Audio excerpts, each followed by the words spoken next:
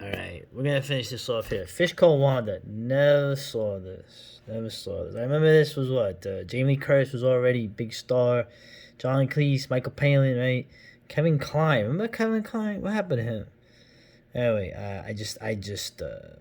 they had a sequel to it. I never even saw the first one. I wouldn't know what it's about. I just remember it was a big deal. Star Trek Two, Wrath of Khan. I saw this. Right, I saw this in the movie theater. I actually saw it. Oh, what the hell was the name of the theater?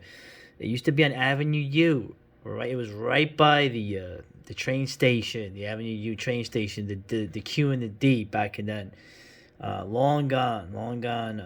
And I remember too when the credits came up, right? Because they had promoted this, if you remember, on WPIX, right? They had promoted this, what was the episode with the Khan, right? I forgot what it was called, but they had cross promoted the movie coming out with the episode with Khan in it of the original Star Trek on WPIX.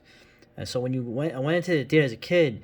This is what I'm telling you about. Okay, the theater was a smaller theater, right? You have a couple of actually. There's one. What is it? The Kent is still around there on Coney Island Avenue. I just saw it the other day. Yeah, leave it at that. That's still there.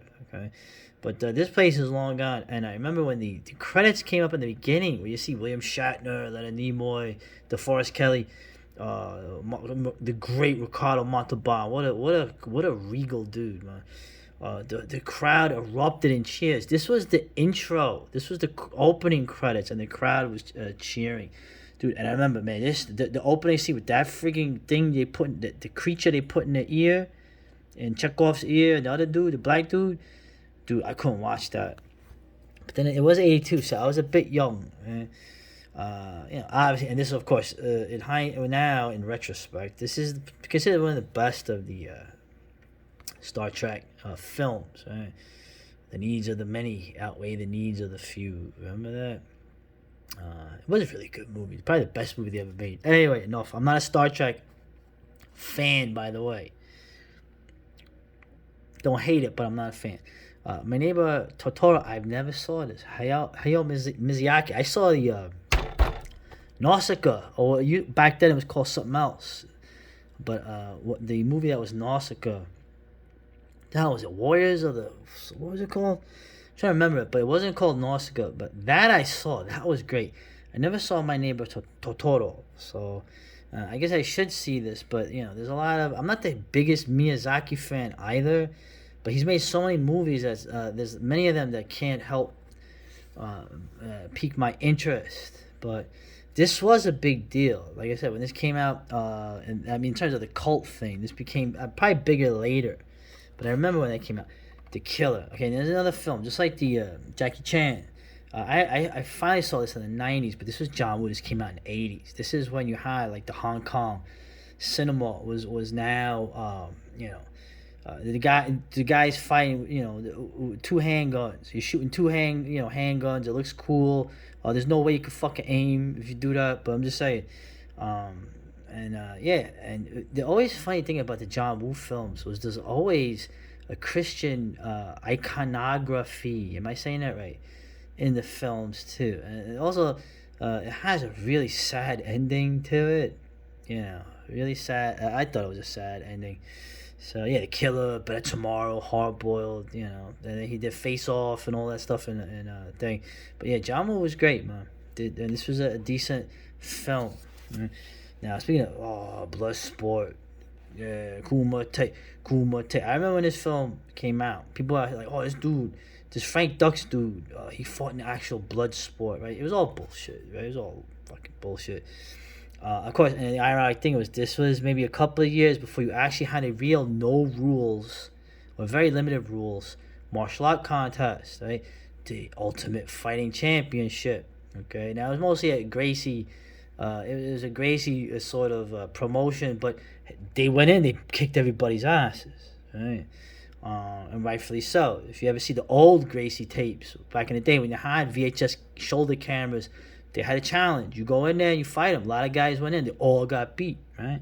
Because one on one, dude's gonna take you down, and if you can't even wrestle. You can't do nothing on the ground. Those guys will kill you. Of course, the actual Bloodsport was more. It was a lot more the old school. Of course, my man Bolo, right? Bolo was in it, and of course this other guy. Who's this dude? Oh, Jean-Claude Van Damme. I think this might have been the first movie he was in, internationally acclaimed. If you want to see him in an earlier film, you can see the movie Breaking. You see him dancing in the back in L.A. So he was kind of like a stuntman dude. But the Muscles from Brussels, this is a great movie too, man. The guy from, what the hell was his buddy? The big dude. The guy from Revenge of the Nerds, Ogre. He was in this. And he was like a sympathetic big dude that Bolo like beats the hell out of. But yeah, Bloodsport was great. And Van Damme was a lot of fun, dude. He was in a lot of good movies, but yeah, Bloodsport was the whole man. What another time, bro? Another time. Nobody grappling. What the hell is that?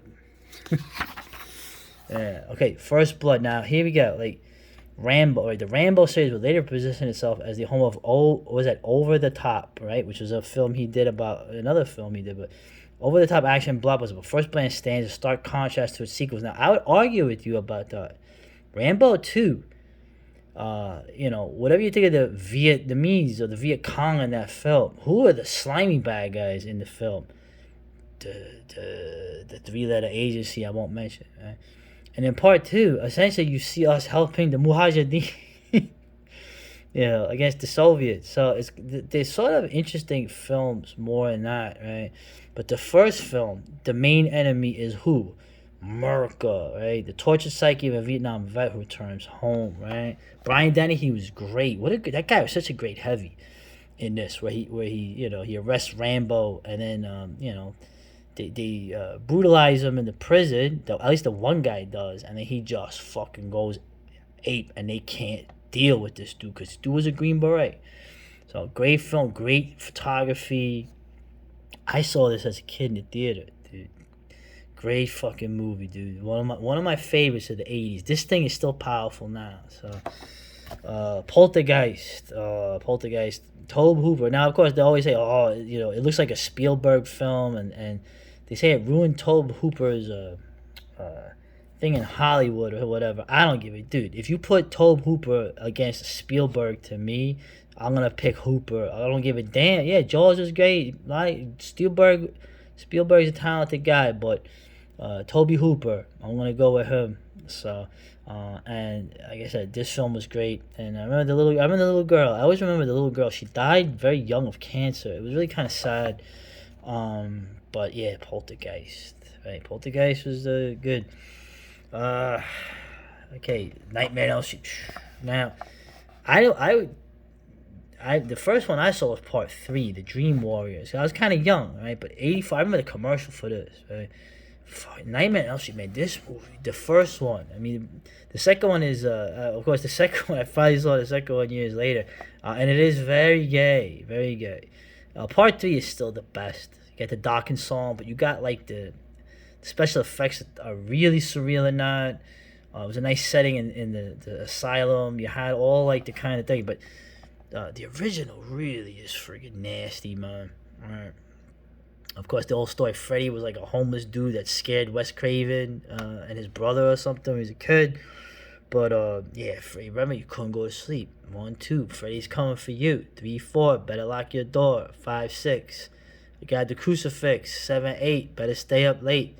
9, 10, never sleep again. And Johnny Depp was in there. Remember, John Saxon, again, my man. I don't have to talk about this. We know about this film. The Blues Brothers. Do I like this? Well, the scene with Margot Kidder. No, the scene with what's her name? Princess Leia. I'm forgetting her name already. Carrie Fisher was great. The crash scene at the end is amazing. How many cars can you crash? But in retrospect, not a huge fan. I don't know what they were trying to do, like, with the cultural appropriation. I don't appreciate that. So, they made better. Aykroyd and Belushi made better stuff. Spaceballs. I saw this in the theater. It's funny. I saw this in the theater with people in their 20s, and they didn't like it. I thought it was great, My late fiance, she loved this movie too. She knew all the word the lines in it, right? May the Schwartz be with you. Dude, I like Mel Brooks. Listen, going through this, like I said, Mel Brooks. I like Mel Brooks, dude. I can't help it. The guy was funny. Okay, the guy made funny movies, and this was a pretty funny one with John Candy. Good, right? In this, right? She's Jewish, right? Oh man. Oh, let's get all right. Feel the dreams, right? If you build it, he will come. I never saw this film. Never liked Kevin Costner. Never had a desire to see a film about fucking baseball. I hated my first stepfather. That's all he did was watch the fucking Yankees, and it probably instilled a hatred of sports ball in me from a very early age. No knock on him. He was actually a decent guy. But I'm just saying. I just remember if you build it, he will come. Right? Little Mermaid. Now, 89. Listen, 89. I'm already listening to hardcore punk, goth music, and I'm starting to get into thrash metal. Okay, and then later in the year, I'm gonna discover death metal. Okay, the early death metal. But the Little Mermaid. At this point, I'm not watching. If I'm watching cartoons, I'm watching anime. I'm watching Ursoka Doji. Right. I'm watching Akira. I'm watching, Seiya. I'm watching like Megazone 23 Part 2.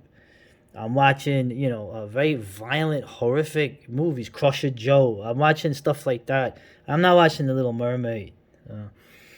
Oh man, dude. Now, of course, the Christmas film has now become like a Christmas film, and it should be. It is a kind of funny Christmas film, but the original Vacation, European Vacation is funny too, but the original one, man, John Candy's in it at the end, right?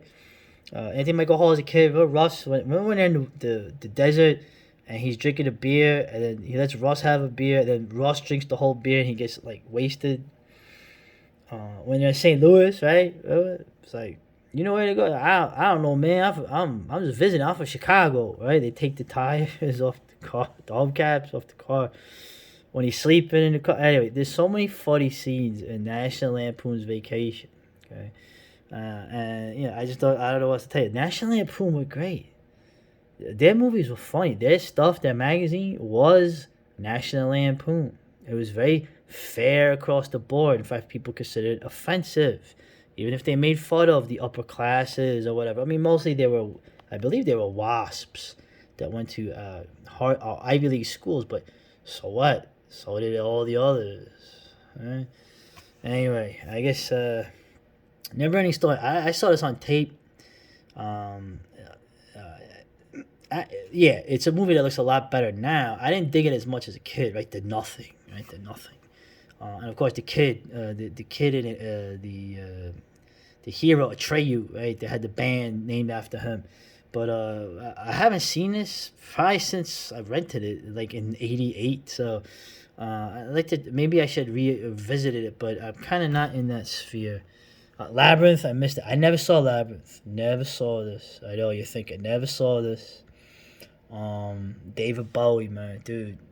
What when this guy died, dude? It was a shock, and that was like, man, that was like how many years ago now? When Bowie died, I couldn't believe it. My mother was heartbroken. I just remember her being really upset because she was a big Bowie fan.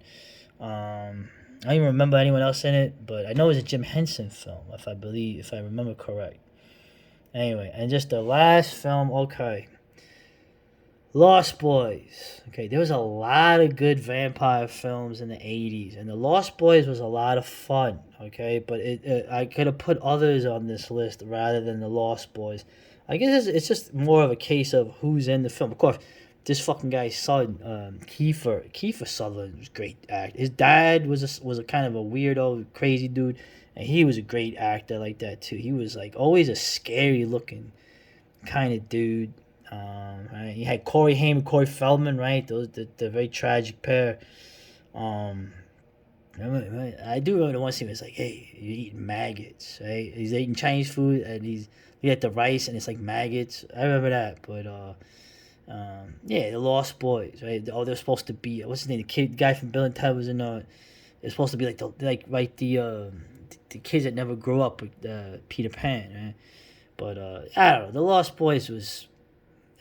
I think they're better vampire movies, in the 80s. I'm not even fucking Near Dark, fucking Near Dark. Jesus Christ, that fucking movie Near Dark, man.